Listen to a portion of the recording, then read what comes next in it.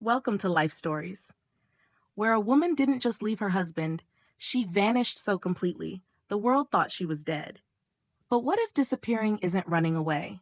What if it's the boldest act of self-love? In this powerful, true-to-life tale, a picture-perfect marriage hides 1,000 cracks. A betrayal unfolds under the glow of chandeliers. And when the mask finally drops, she doesn't beg, she doesn't scream. She places her wedding ring on the table and walks into the night with nothing but a plan. This isn't a story about heartbreak. It's about rebirth, about becoming someone your past wouldn't even recognize. Stay with us, because what happens next will challenge everything you believe about love, freedom, and identity. Now let's begin. The string quartet played something elegant and forgettable as Savannah Elliott stood at the edge of the Seabrook Estate ballroom, her emerald gown catching the flicker of chandelier light. She looked every bit the poised wife of Brandon Elliott, the rising legal star whose name was whispered in hushed admiration across Charleston's upper echelon. But beneath her composed exterior, Savannah's pulse drummed a quiet war song. Across the dance floor, Brandon spun Madison Reed in a precise Argentine tango, so intimate it made Savannah's stomach lurch. The curve of Madison's back arched just enough for Brandon's hand to rest lower than decency allowed. Her crimson silk dress clung like a second skin. They didn't see Savannah watching. Or perhaps they did, and simply didn't care. That was the part that hollowed her out. To the guests sipping champagne and murmuring behind manicured hands, this was just another charity gala. To Savannah, it was the final scene of a marriage long bled dry by quiet betrayals and beautiful lies. Savannah, Diane Whitaker murmured beside her, voice soaked in gin and fake concern. They look like something out of a magazine, don't they? Savannah smiled. So do crime scenes until you notice the blood. Diane blinked. I didn't mean anything by it. No one ever does, Savannah replied and drifted away. In the grand marble restroom, she stared at herself in the mirror. Her makeup was perfect. Not a smudge, not a flaw. She looked like a woman in control. But beneath that image was the cold clarity of a woman who had stopped hoping.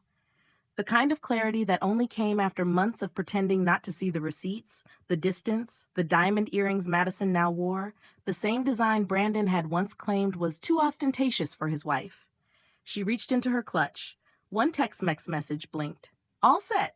Car waiting at North Gate. JW. Jordan Whitaker, her best friend from Northwestern, an IT security specialist who had helped her build a clean break from a life polished to suffocation. Savannah had spent 6 months gathering files, redirecting finances, and creating a ghost trail that would make even the FBI scratch their heads. By morning, Savannah Elliott would no longer exist.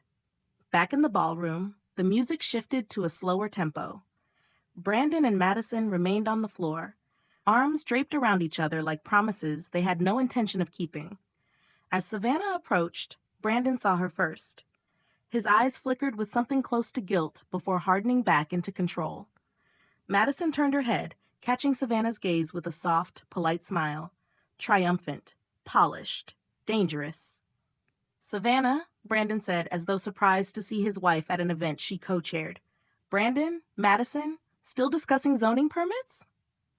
Savannah's tone was smooth as glass. Madison offered a laugh, like a knife disguised in lace. Just talking business. Ah, that explains the hand placement. Savannah reached into her purse and pulled out her wedding band.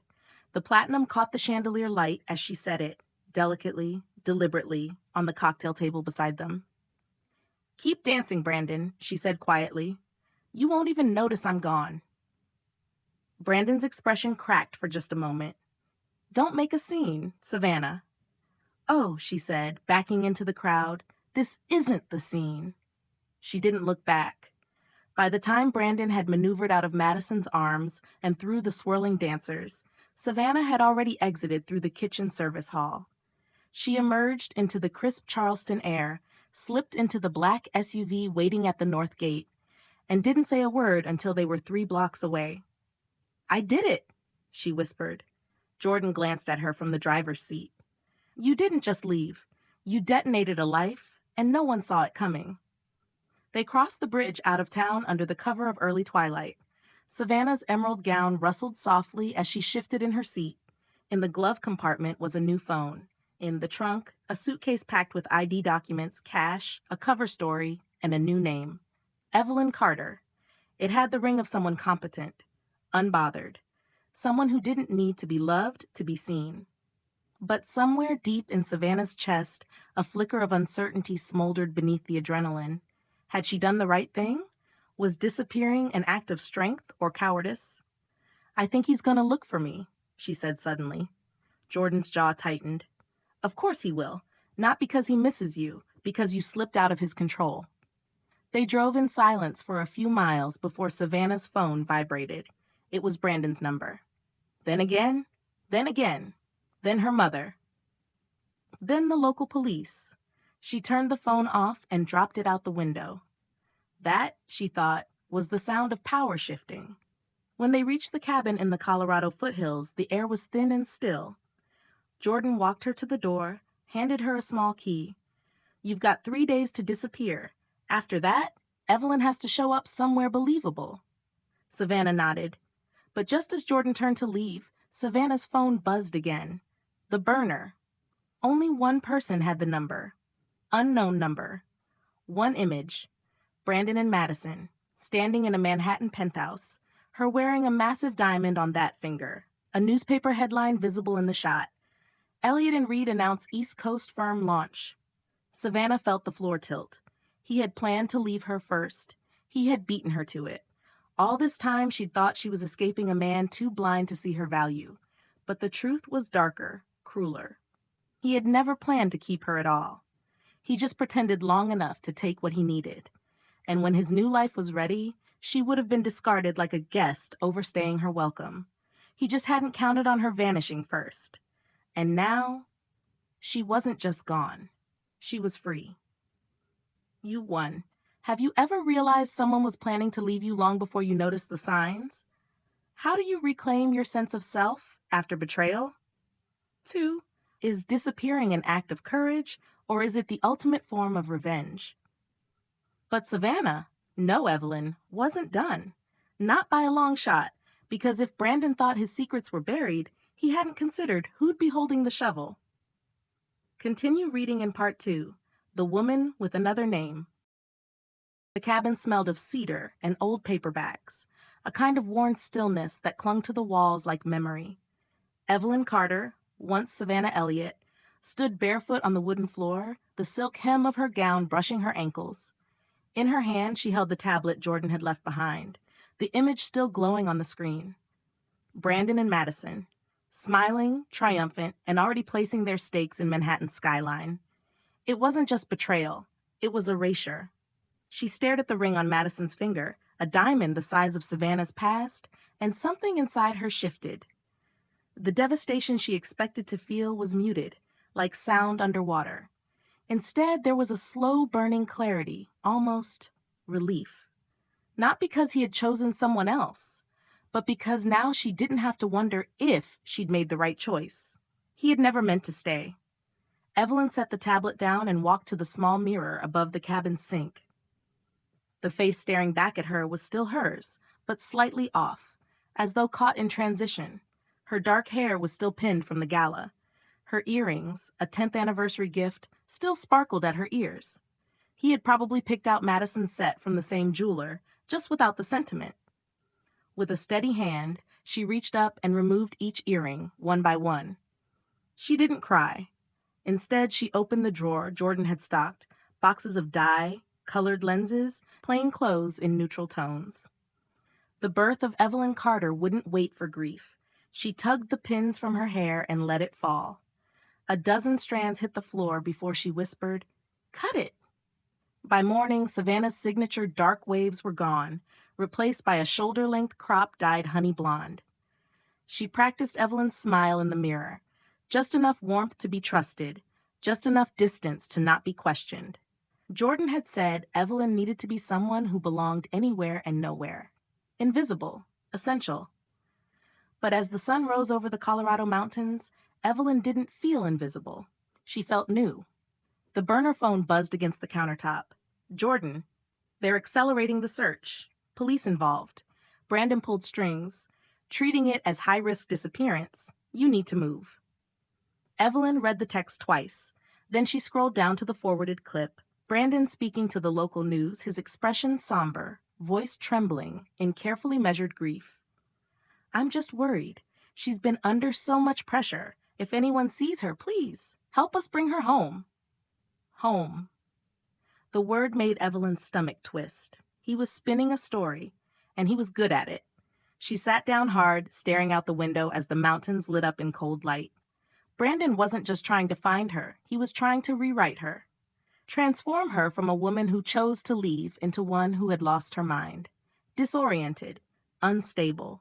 Another fragile, forgotten wife who wandered off the page. He was making her a ghost before she was ready to be one. The thought hit her with the force of a slap. Evelyn stood and paced the room, heart pounding. If Brandon succeeded in controlling the narrative, she wouldn't just vanish. She'd be erased.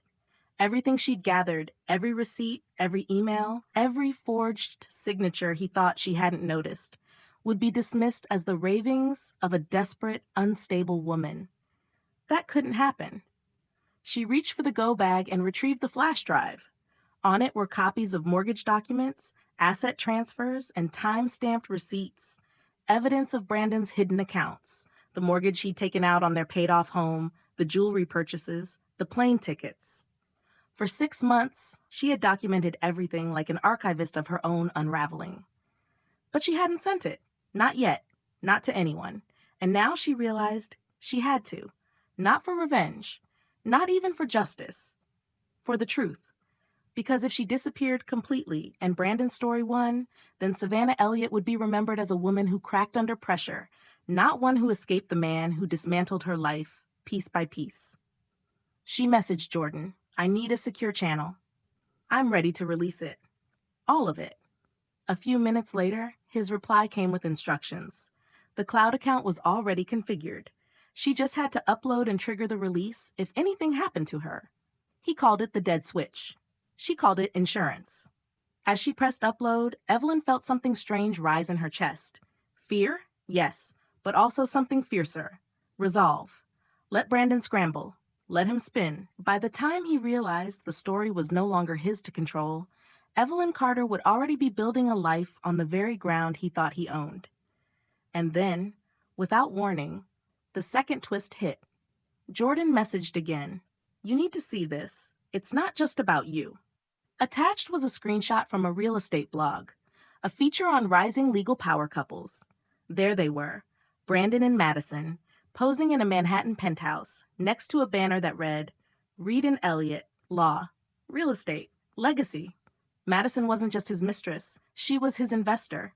Her family, Reed Financial, was backing Brandon's new firm. Your money built the house, Evelyn thought, her breath catching. Her money bought the city. But that wasn't the twist. The twist was this. The article mentioned the firm had quietly acquired several former clients from Brandon's old firm. Clients Savannah had once helped entertain, host, serve. Clients whose trust she had helped build. He hadn't just betrayed her personally. He'd stolen everything professional she had ever touched. This wasn't just personal anymore. This was war. Have you ever discovered that someone didn't just hurt you, but tried to erase you from everything you helped build? What would you do if they used your own history as fuel for their future? Evelyn Carter had planned to disappear quietly. But now she would disappear with purpose and reappear exactly where they'd never expect her, right at the heart of their empire. Stay tuned for part 3, Return to the Empire. New York shimmered in late autumn like a city suspended between seasons. Golden leaves clung to iron fences, steam curled from manhole covers, and the wind carried the kind of chill that made you walk faster. Think sharper. Evelyn Carter walked the Brooklyn Heights promenade in a tailored charcoal coat, her breath steady despite the way her heart pounded. The East River glittered below, the Manhattan skyline rising across it like a memory both distant and intimate. Her fingers curled around the leather strap of her briefcase, which contained no secrets, just a proposal for a restructuring consultancy she was leading for a boutique law firm. A year ago, she would have handed the file to Brandon.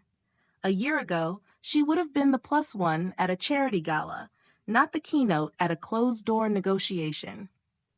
The irony wasn't lost on her. The woman who once lived to support a man's rise now advised firms how to survive the fallout of men like him. It wasn't revenge. Not exactly. But it was something better. She crossed the street, disappearing into a coffee shop where the barista knew her name.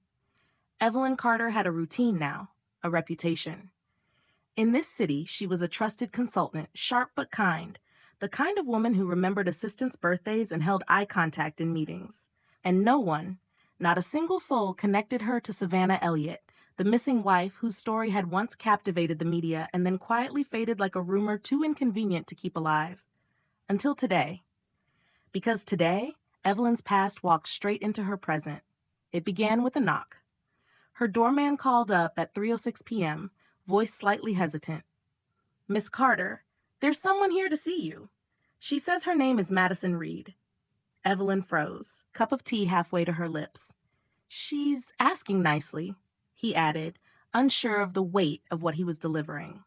"Send her up." She didn't know why she said it.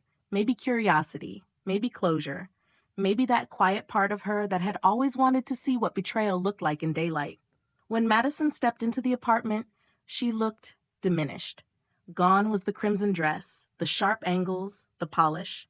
She wore a gray wool coat, eyes ringed with exhaustion, her hair tied in a loose knot that didn't quite hold. "I thought you were dead," Madison said softly. Evelyn tilted her head. "Did you hope I was?" A pause. "No," Madison replied, "but it would have been easier."